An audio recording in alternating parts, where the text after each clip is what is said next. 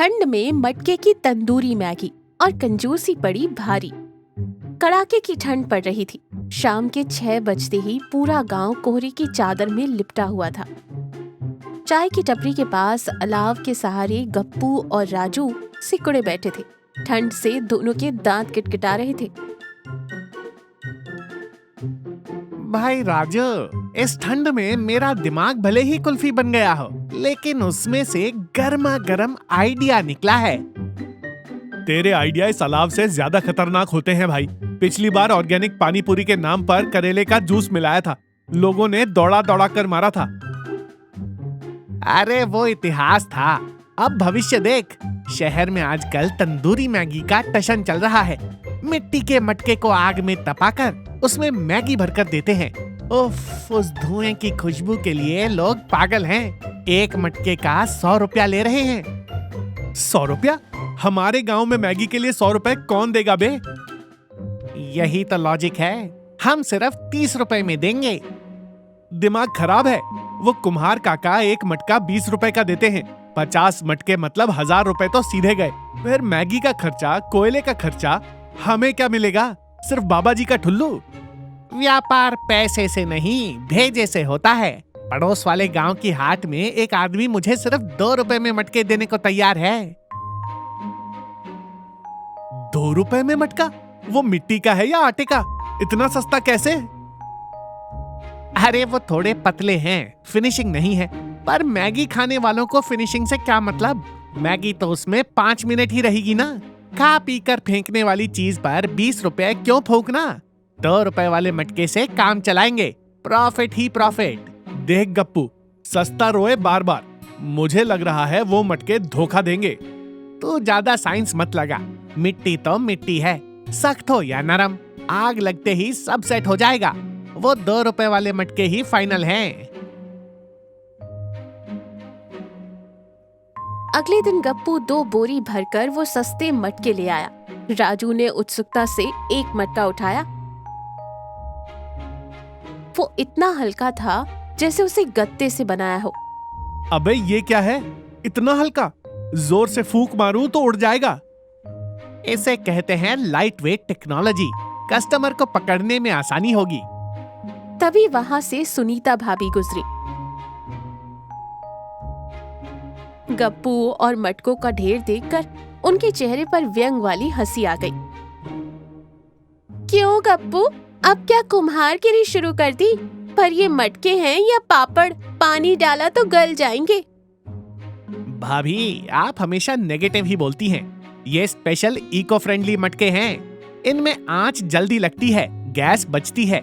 आपको ये business secret समझ नहीं आएंगे।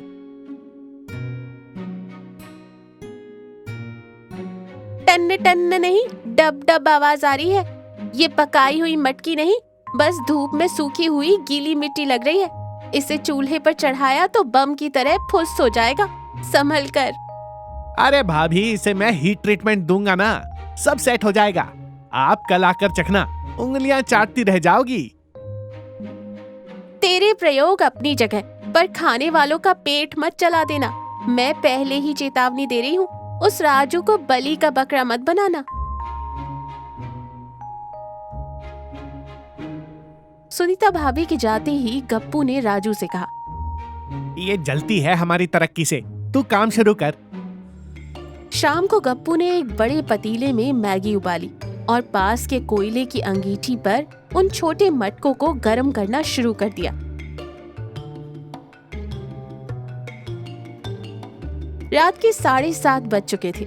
गप्पू ने घर के बाहर एक टेंट लगाया। रोशनी के लिए 2 बड़े बल्ब लटका दिए। एक बड़े बोर्ड पर लिखा था, गप्पू स्पेशल मटका तंदूरी मैगी, मात्र 30 रुपए, सीमित समय के लिए। मैगी की खुशबू और सस्ते दाम ने बंटी को खींच लिया। वो अपने 4 दोस्तों की टोली लेकर आ धमका। गप्पू भाई, 30 रुपए में तंदूरी मैगी? मान गए उस्ताद, शहर वाले तो लूटते हैं।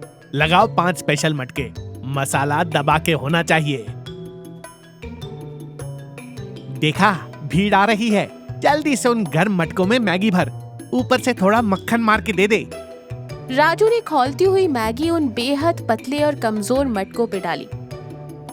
जैसे ही गरम मैगी और ग्रेवी उस कच्ची मिट्टी से संपर्क में आई, मटके अंदर से गलने लगे और मिट्टी गीली होकर पेस्ट जैसी बनने लगी। लेकिन गप्पू ने ध्यान नहीं दिया। उसने स्टाइल में प्लेट पर मटका रखा, साथ में टिश्यू पेपर सजाया और सर्व कर दिया। गप्पू, ये मटके कुछ अजीब से पिचक रहे हैं यार। नीचे हाथ लगाओ तो बहुत ज्यादा गर्म लग रहा है।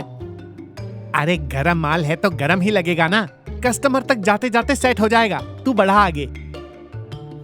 बंटी और उसके दोस्तों ने मटकों को हाथ में उठाया। अरे गप्पू भाई, ये मटका कड़क होने के बजाय गीला और पिलपिला क्यों लग रहा है? मेरी उंगलियां इसमें धस रही हैं। वो स्पेशल क्ले है बंटी भाई। ग्रिप अच्छी रहती है। तुम खाओ तो सही, जन्नत का मजा आएगा। बंटी ने चल ठीक है कहकर चम्मच से मैगी ऊपर उठाई। जैसे ही उसने मुंह खोला, एक अजीब सी गीली आवाज आई। उस घटिया मटके का पूरा पैंदा गर्मी और गीलेपन से गलकर नीचे गिर गया था। खौलती हुई मैगी, मसालेदार पानी और वो गीली मिट्टी का घोल सीधा बंटी की जीन्स और गोद में जा गिरा। बंटी के हाथ में मटके का सिर्फ ऊपरी रिंग बच गया था। अरे मैया, जला दिया, मर गया रे। गप्पू, ये क्या है? मटके में छेद था या ये मटका ही छेद है? अभी बंटी संभल ही नहीं पाया था कि उसके दोस्तों के मटकों के पैंदे भी एक के बाद एक थप थप थप करके निकल गए। किसी की मैगी टेबल पर, किसी की जूतों पर। पूरा नजारा कीचड़ और नूडल्स का हो गया। अबे ये क्या जादू है? मैंने मैगी मांगी थी, इसने तो मटका गायब कर दिया। हाथ में सिर्फ कड़ा बचा है। गप्पू, तेरे 2 रुपए वाले मटके आइसक्रीम की तरह पिघल गए बे। सुनीता भाभी ठीक उसी वक्त वहां पहुंची। बंटी और उसके दोस्तों के कपड़ों पर मैगी का नक्शा और गप्पू का उतरा हुआ चेहरा देखकर उन्हें समझ ही नहीं आया कि वो हंसे या गुस्सा करे। मैंने कल ही कहा था ना, ये मटके नहीं मिट्टी के लड्डू हैं। बेचारा बंटी पास्ता खाने आया था, पजामे पर खीर गिराकर जा रहा है।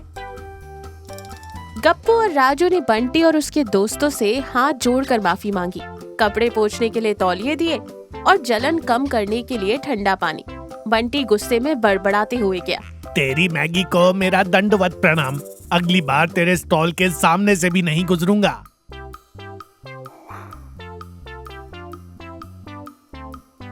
सबके जाने के बाद गप्पू उन बचे हुए मटकों के रिंग्स को देखते हुए उदास बैठा था। पूरा प्लान उल्टा पड़ गया राजू। 1000 रुपए बचाने के चक्कर में इज्जत का फालूदा हो गया। इज्जत के साथ साथ मेरी नई शर्ट भी गई। गिरती हुई मैगी को कैच करने के चक्कर में मैं ही तंदूरी बन गया। सुनीता भाभी ने एक झाड़ू गप्पू के हाथ में थमाया। अब उन टूटे छल्लों को मत घूर, ये कचरा साफ कर। देख गप्पू, क्वालिटी के बिना कोई काम नहीं टिकता। व्यापार में मुनाफा जरूरी है, पर इतनी कंजूसी भी अच्छी नहीं कि ग्राहकों के कपड़े ही उतर जाएं। 2 रुपए में मटका मिल रहा है तो अकल लगानी चाहिए थी ना कि उसमें पानी भी नहीं टिकेगा। कान पकड़ता हूँ भाभी, कल से अपनी पुरानी चाय की दुकान ही भली। शुक्र है, कम से कम कांच के गिलास की पेंदी तो नहीं गलेगी। इस कहानी से ये सीख मिलती है कि ज्यादा कंजूसी और शॉर्टकट्स हमेशा महंगे पड़ते हैं। क्वालिटी से समझौता करके मुनाफा कमाने की सोच अंत में नुकसान और शर्मिंदगी ही लाती है।